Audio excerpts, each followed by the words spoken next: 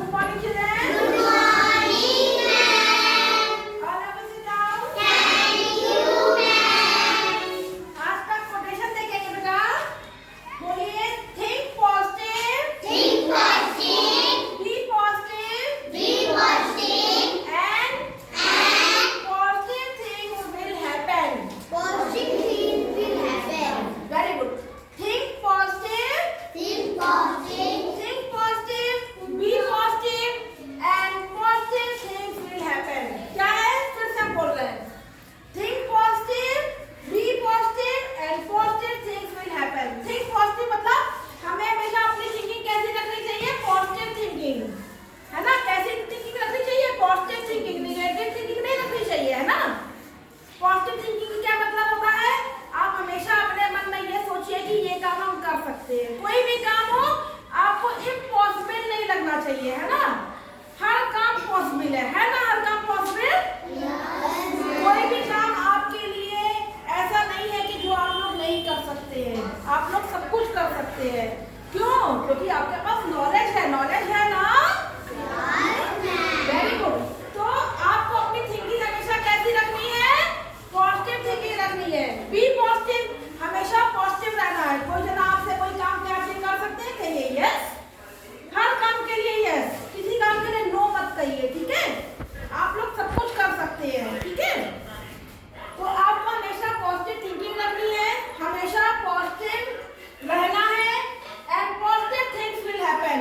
और देखिएगा कि आपकी लाइफ में हमेशा पॉजिटिव थिंग्स होती रहेंगी, हमेशा अच्छा होगा, कुछ भी नेगेटिव नहीं होगा। समझ में आ रहा है? हमेशा आपकी लाइफ में पॉजिटिविटी आएगी, आपकी लाइफ में हमेशा पॉजिटिव थिंग्स होंगी, कुछ भी नेगेटिव आपके साथ नहीं होगा। समझ में आ रहा है? Yes, ma'am. एक कहानी सुननी है? Yes, ma'am. एक बार एक आदमी होता है तो उसकी थिंकिंग हमेशा नेगेटिव होती है। कैसी होती है? नेगेटिव। तो उसको लगता है वो हर समय परेशान रहता है। उसको क्या लगता है? उसको लगता है कि मैं तो हर समय समस्याओं से घिरा रहता हूँ, हर समय परेशान रहता है कि मेरे चारों तरफ कोई ना कोई प्रॉब्लम रहती है। तो जब भी उसके पास कोई उसका फ्रेंड आता है, कोई रिलेटिव आता है, कोई भी उसके पास आके बैठता है तो वो उससे सबसे अपना रोना रोने लगता है।